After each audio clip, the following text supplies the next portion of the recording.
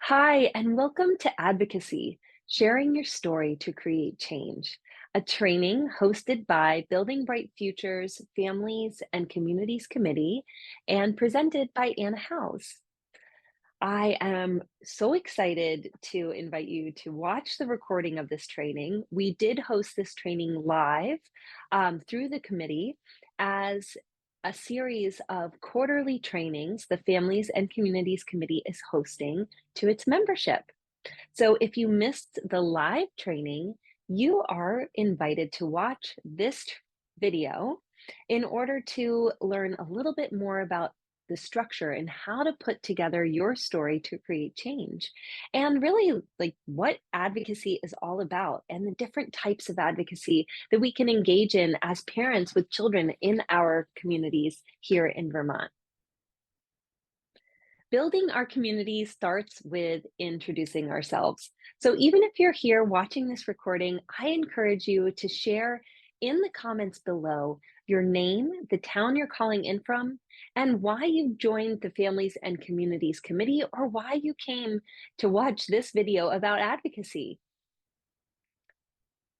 Take a moment to do that now. I'm going to look over our Families and Communities uh, agreements here just for a moment while you're writing in the comments your name and your town and why you're here for this training. And now a little bit about me.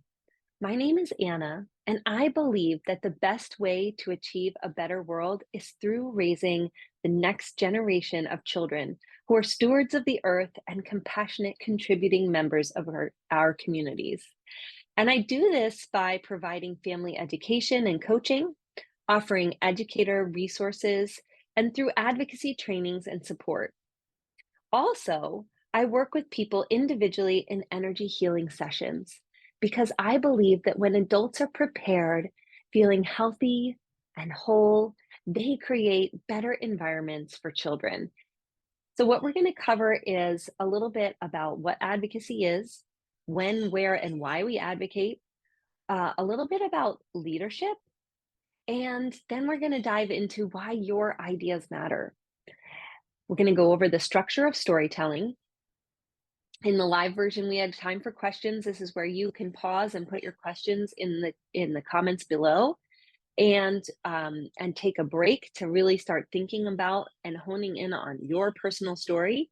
And then we're going to workshop and actually practice your story right here in this video.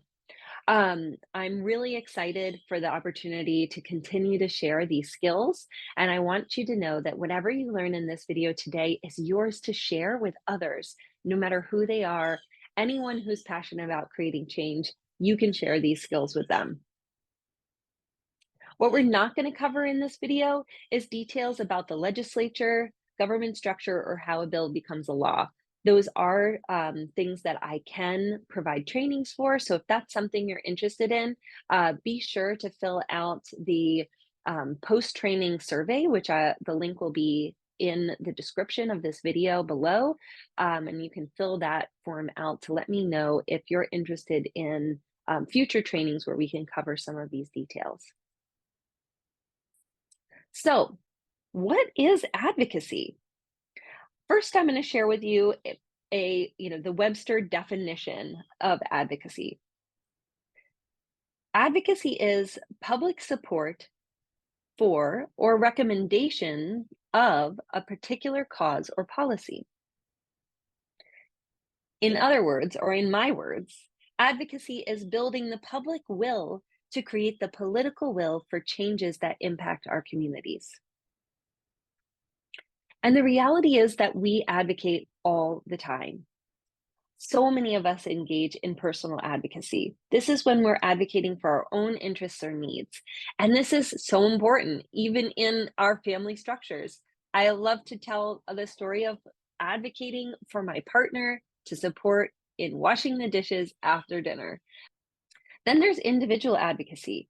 This is when we're advocating for or with family members or friends in schools or for individual support. So this can look like when we advocate for our children in schools.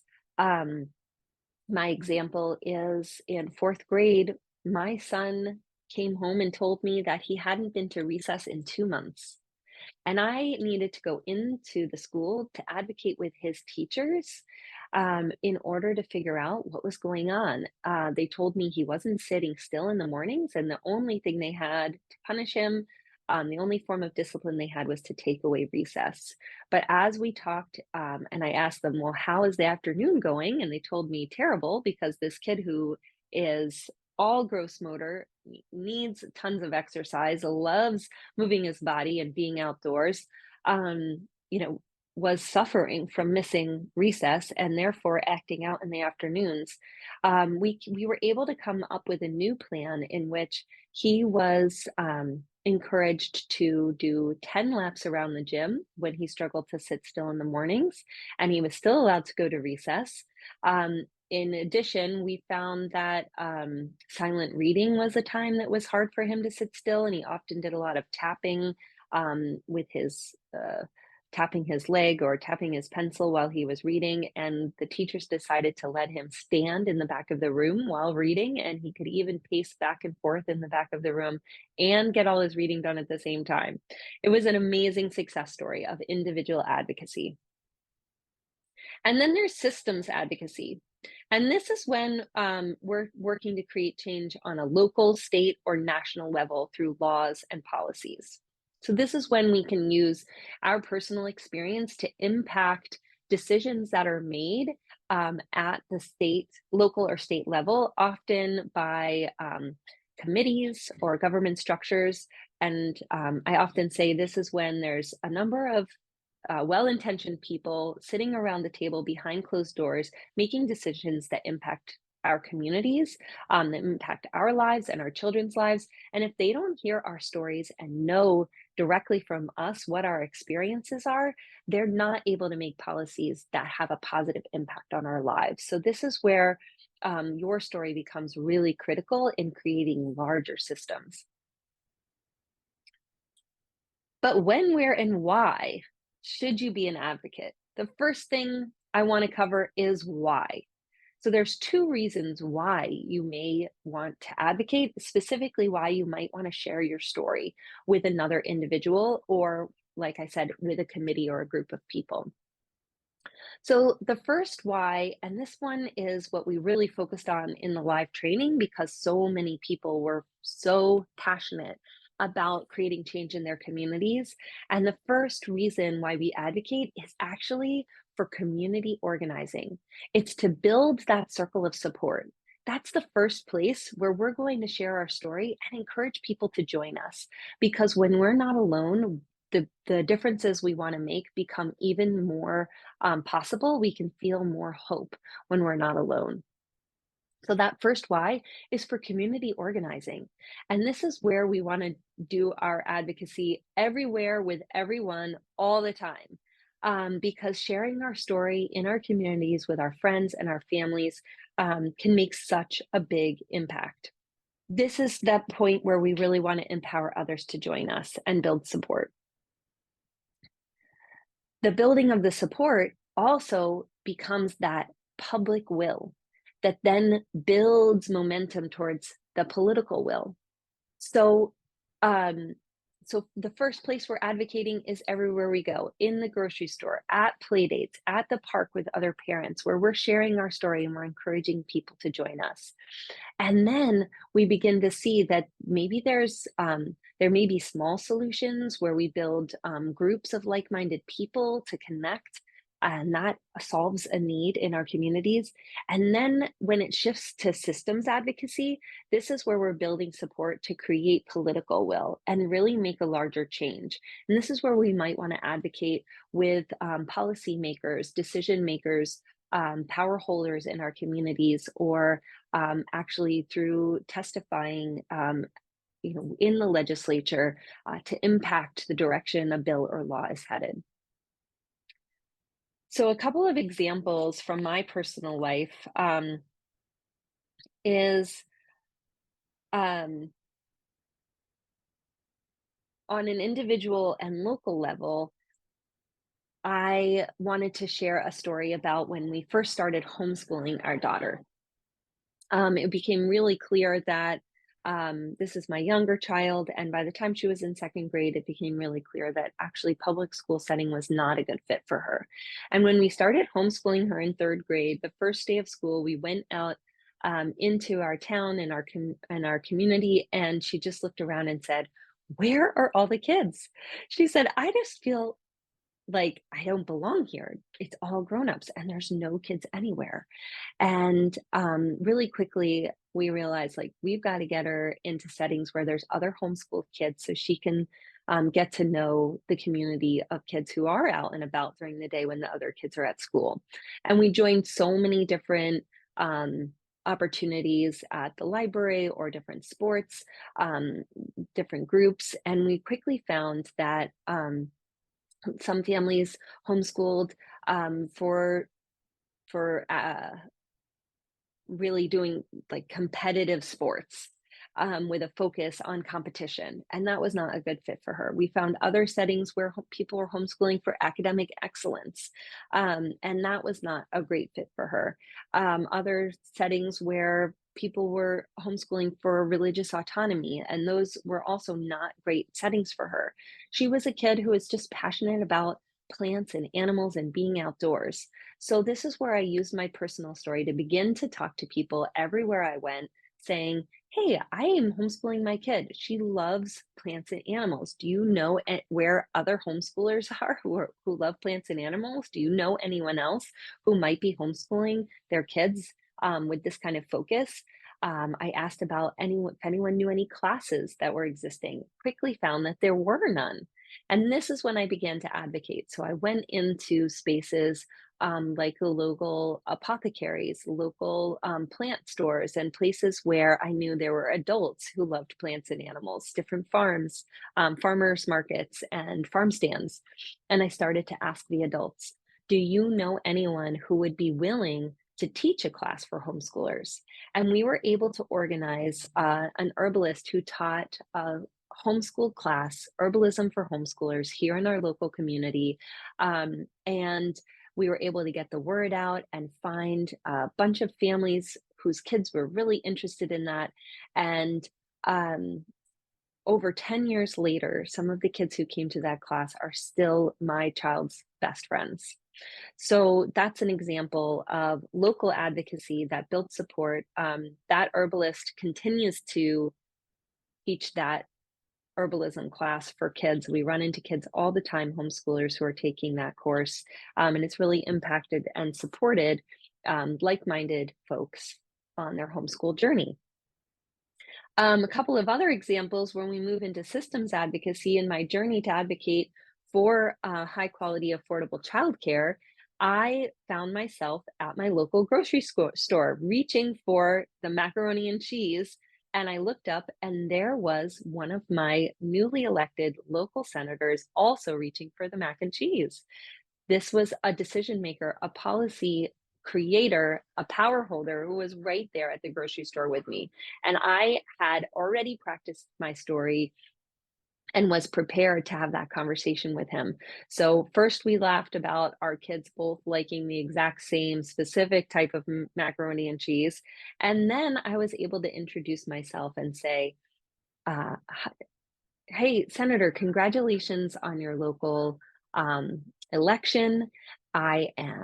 My name is Anna. I live here in Burlington. I am a constituent of yours, and I'm an early educator who has struggled to make ends meet in my career. And I know that educators across the state are longing to do the work that they love and are trained to do as professionals while also being able to support their own families. Can we count on you to support legislation this session that will increase investments, public investments in high quality, affordable childcare?" And he said yes, right there on the spot. Um, my final example is that my current senator actually goes to the same gym as me, and I see her regularly every Saturday. It's so exciting to see her, and I know that I'll have many opportunities to connect with her about issues that I care about.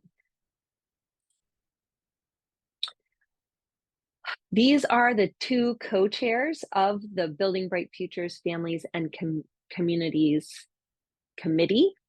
Um, and they are such incredible examples of diverse leadership.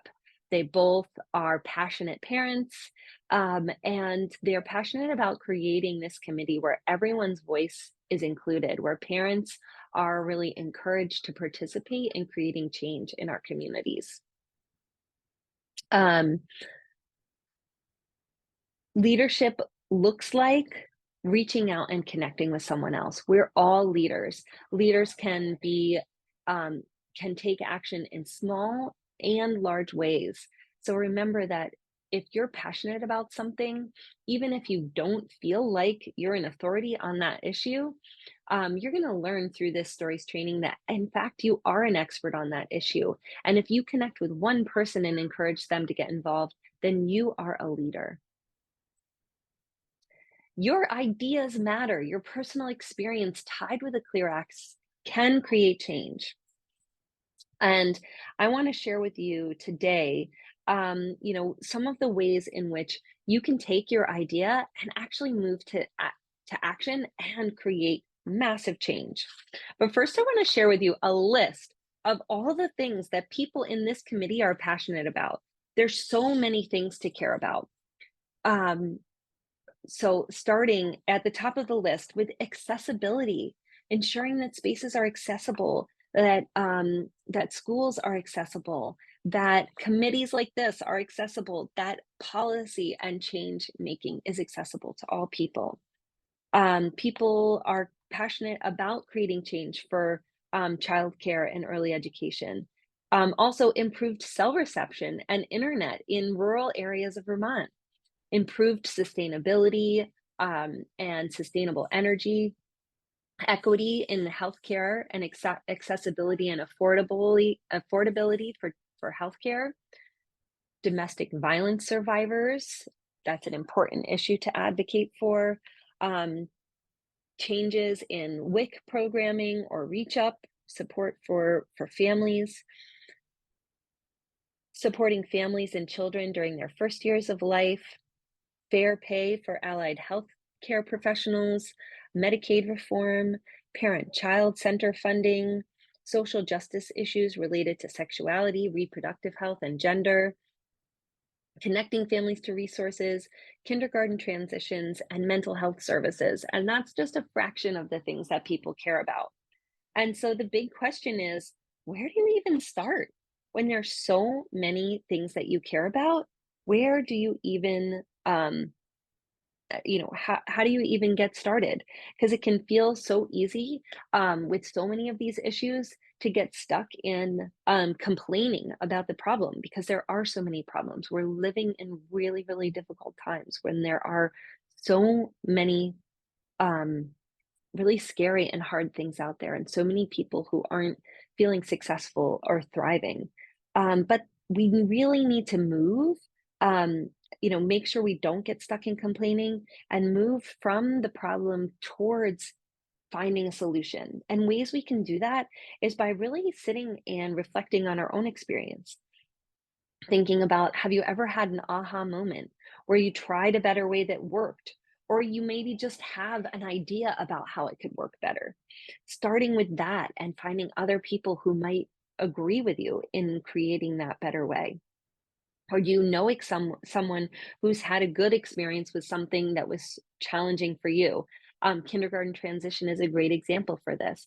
In some areas, there's not a lot of support for families who are making that transition for their child at 5 years old into the public school system for kindergarten. Whereas in other areas of our state, people have really positive experiences with that transition, and there's a lot of support. So being able to talk to someone who's had a positive experience and asking them, how did it go for you? What were the things in place that made it easy? And seeing if you can replicate that positive experience is a great place to start. You can also create a case study where you build a group of people, local experts, folks who have expertise in the issue that you are looking to solve, And you can have that bring that group of people together and have them define best practices. You can also develop recommendations based on concrete information and research. But then once you've kind of thought through, okay, so I know the problem, now I'm moving towards like these ideas for the possible solution, it can be hard to kind of figure out what are the next steps. And maybe you've done this with several things. So you have a bunch of ideas of things that could be better, but you don't know how to approach which one to start with. Which ones can you actually implement, maybe as a small solution in your community, or maybe you want to work towards a policy change on a larger level, like state or national level. So when you're in that moment and you're feeling overwhelmed of all the things you'd like to change, um, really think about if any of these issues you care about are already being worked on. Is there already a group working on it? Connect with other people who are working on the same issue. Is there already a current bill or policy that you can advocate for? Are there other movements to join? So starting with an issue that someone else is also working on, where momentum has already been created, helps you then um, choose that issue that has a sustainable, actionable solution. So putting your energy into one thing you can change and continuing to build momentum from there. And once you've picked that issue to focus on and you have found that opportunity for building momentum, the next step is building connections. It can be easy to slip into apathy or futility if you're alone. It can feel like nothing is going to change. So why even try? But the more people we have, the more power we have. And so, and the more empowered we feel when we know others have our backs. So making connections is so critical, having a group of like-minded people to work together. Which brings us back to that community organizing and how you might want to think about how you craft your story and who you're going to share it with. Here is an awesome quote. Never doubt that a small group of thoughtful, committed citizens can change the world. Indeed, it's the only thing that ever has. Margaret Mead. So just taking that in for a moment before we shift to the next section of this training, knowing that when it's even a small group of thoughtful, like-minded people can make a change in the world. And in fact, it's the only thing that ever has made change.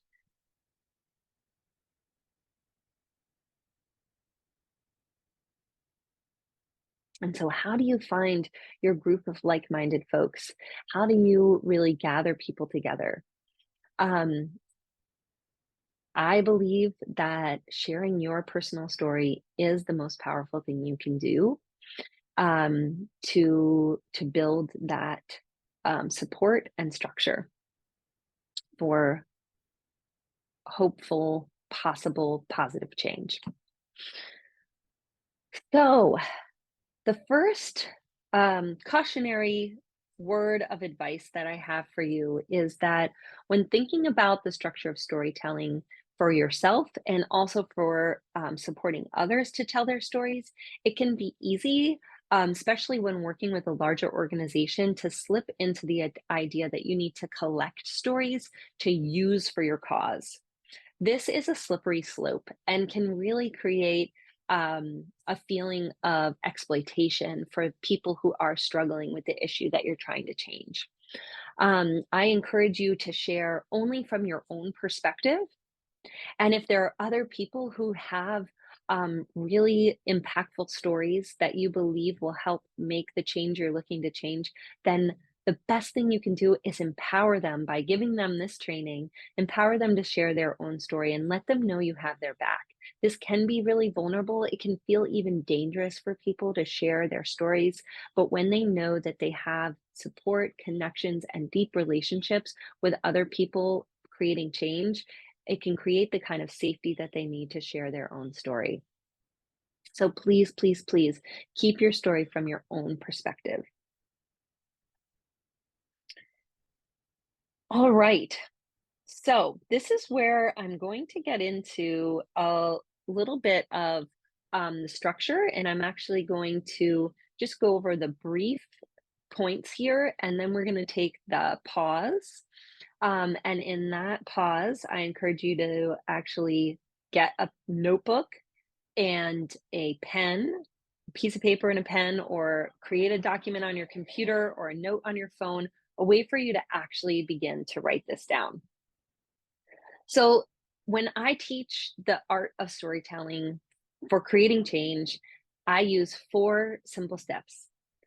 And today we're going to focus on creating a really short version of your story, which is often called an elevator pitch. Here in rural Vermont, we don't actually have a lot of elevators, so I like to call it the grocery line pitch. And this is like a short version of your story that you can share with someone quickly in passing, like my story of running into my senator at the grocery store, reaching for the macaroni and cheese. So you might run into people um, out in the world, and you want to be able to share this story in 60 to 90 seconds at the most. So each of these sections is just going to be a few sentences. In the first section, you're going to write one sentence to introduce yourself, sharing your name, where you live, and what makes you an expert on this issue. Um, so if we're talking about early childhood education, introducing myself as an early educator is the simple one line that allows the other person to know that I have expertise and lots of experience in the field of early education. Then the second section is sharing your personal experience. This is when you really want to elicit a sense of emotion, pull at the person's heartstrings, really share just 2 to 3 sentences of your personal experience that has the person leaning in and feeling some emotions about what it was like for you in that experience where you struggled with this issue that you're working to get their attention on. And then the third step is moving from your personal experience to the bigger picture. This is when the story of me becomes the story of we. This is when you can paint the picture that it's not just you struggling with this. And this is a great time to bring in statistics or facts, anything you can pull in from any research that's been done about your issue. Or if it's a smaller um, local solution, like my example with the herbalism class for my homeschooling child, this is the part of your story where you might want to talk about what you've noticed in the community. Like, I've noticed that this kind of class doesn't exist, right? So some of your own observations of what's happening in the broader community, that bigger picture. This is when you're engaging the person's mind, where their logical brain is like, oh yeah, that is a problem. Um, we should come up with a solution to that.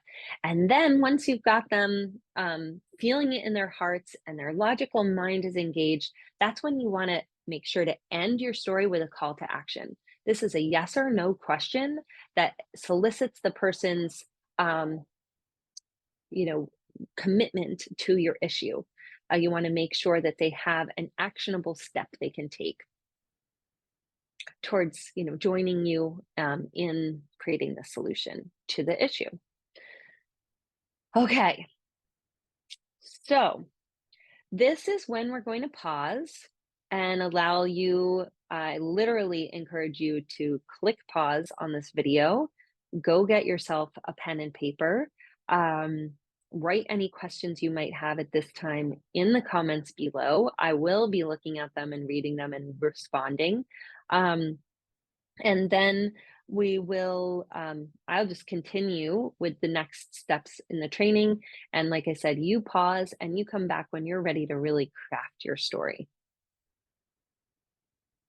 Okay, welcome back. You've got your pen and paper. You have thought through any questions you have. And now it's time to really think about what issue are you going to start with? We've talked through it in the beginning of this training of all the different variety of issues you might focus on.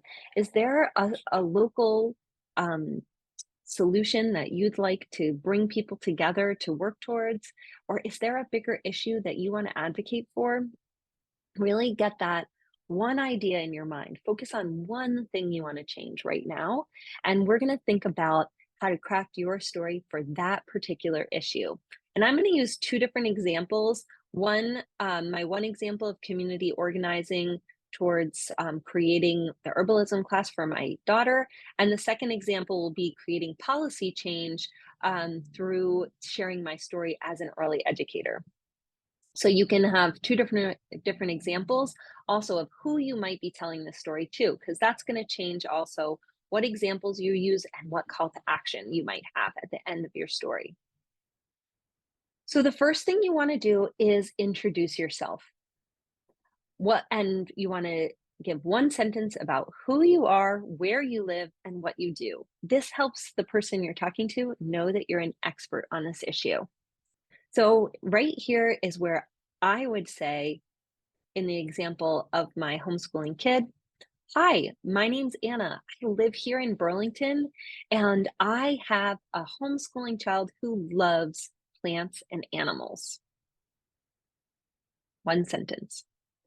For the example of being an early educator who is advocating for change on the state level to ensure that childcare is fully funded, this is where I'm going to introduce myself as an early educator. It might sound like this. Hi, my name's Anna, and I work as a preschool teacher here in Burlington, but I struggle to make ends meet.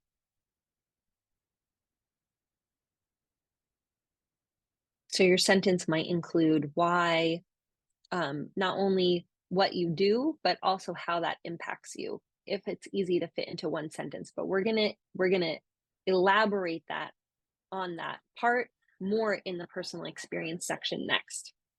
So pause the video here and write your one sentence to introduce yourself. Next, personal experience. Why do you care? You need to think of 2 to 3 sentences about your personal experience that really, again, elicits some emotion in the person, that really tells them why you care so much about this. So in my example as a homeschooling parent, this is when I share that why I care is because, so I've already said, hi, my name's Anna. I'm a homeschooling parent here in Burlington, and I have a kid who loves plants and animals. She spends all day out with the plants, planning out what garden we're going to grow in our backyard. She has actually rescued 3 chickens and built a chicken coop in our backyard. And in our small home, she's beginning to care for plants and animals on a regular basis. For my example as an early educator, this is where I'm going to say a little bit more about my struggle to make ends meet. And I shared that story in the beginning of this training, but the shorter version is, hi, my name's Anna. I am an early educator here in Burlington. I teach preschool and I struggle to make ends meet. Returning from Arizona, I discovered that my income here in Vermont is only $9.50 an hour. It doesn't leave me enough income to pay my rent or feed my children. But when I was working in an affluent area, I had a strong salary and benefits when I was working. That little bit of your personal experience. Pause this video, think about the issue that you care about, and what are a few sentences about your personal experience that can really elicit some emotion in the other person. Next section is the big picture. So here's where we're sharing what we've already discovered about this issue. If there's any other examples in other states or countries where this issue has already been solved, any other organizations nationally or locally who are already working on this issue, as well as any statistics or research that can show how widespread this issue is. This can also be informed by your lived experience by saying the majority of parents in our neighborhood that I talk with are also experiencing X, Y, and Z. Um, but you really want to, share the bigger picture of this crisis. So in my example as a homeschooling parent, this is where I say, what I've noticed is there's no other places where kids who love plants and animals can get together and connect with each other. And there aren't any classes where she can learn as a child about how to properly care for animals, how to identify plants, and what to do with them. As an early educator, and this is where I'm going to show you an example of how to do some research to find some statistics.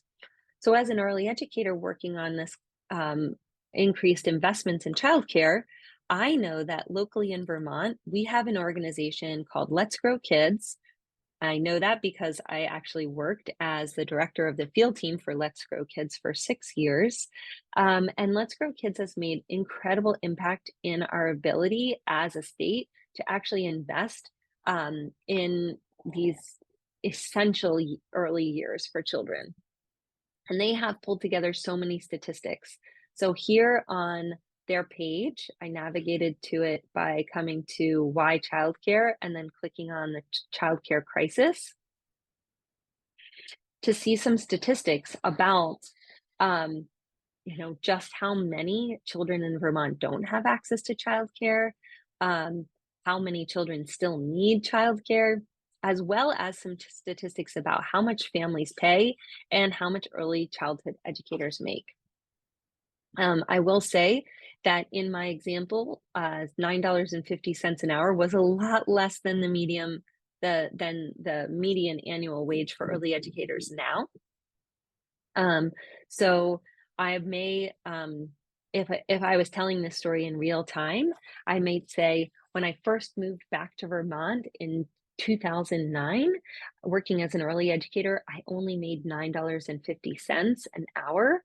And then when I go to paint the big picture, I'm going to say, and currently in Vermont, and I'll just copy this exact sentence, the median annual wage for a center-based childcare program teacher in Vermont is only $39,000, often without benefits.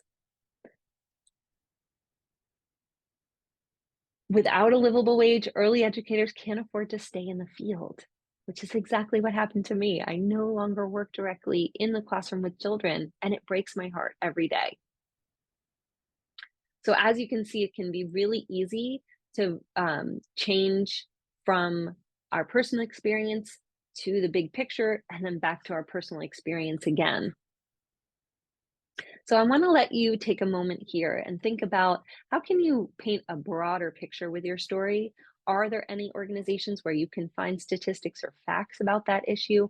Or are there examples in your community that you can point to where you can say, this isn't just my experience. I know other families and parents have this same issue. So pause and write your one sentence incorporating your story with a statistic. And finally, the fourth section is the call to action. Here's where you want to ask a yes or no question and really call that person into action for this issue. For my example with my homeschooling child, this is where I had two different calls to action. One, if I was talking to another parent, my call to action might be, does your child love plants and animals too? Would you like to join me in figuring out how we can create a space for our children to share this passion together? And if I was talking to like when I was talking to the herbalist who actually did say yes, but I also talked to other farmers and others in the community, my call to action was, do you know someone who's teaching a class for children about plants and animals? My other call to action might be, would you be willing to teach a class for children about these topics? And then going to my other example, I know I'm going back and forth here, but I don't know, what your story is going to entail, whether it's community organizing or whether it is, a bigger issue that has current legislation or bill that's being debated within your local legislature. So my example of talking with a senator at the grocery store, I already actually told that story, so you probably, spoiler alert, already know what the call to action is, which was that there was a bill actually that this senator could vote on. And so I specifically asked him, Senator, can I count on you to support legislation that will increase investments in high quality, affordable childcare in Vermont? And actually got him to say yes to that question so that I could hold him accountable when it came time for his vote. And I could write him an email and say, hey, remember me? We talked in the grocery store and you told me you would support this legislation. I'm looking forward to seeing you vote yes.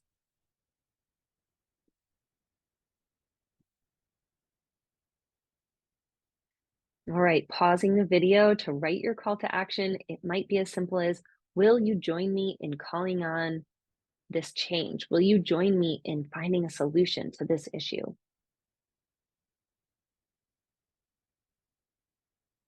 Okay, so now you have your story written, but it's going to be essential to practice. Practice, practice, practice. The first thing to do is just read what you wrote out loud several times to know the structure. The next thing to do is to practice it in conversation. Get someone you trust. Maybe it's your kid. Like I said, first I was most confident in a with an audience of 3-year-olds. So practice with your children, practice with your partner or with a safe and supportive friend. But you can also reach out for support. You can reach out to Tanya Lachapelle at buildingbrightfutures.org, where you can find more information about the Families and Communities Committee and also receive support in your advocacy as a parent in Vermont. Or you can reach out to me directly, Anna House, at anna@annahouse.com for one-on-one individual support in crafting and practicing your story, or to request a custom advocacy training for your organization or for your group of families or educators.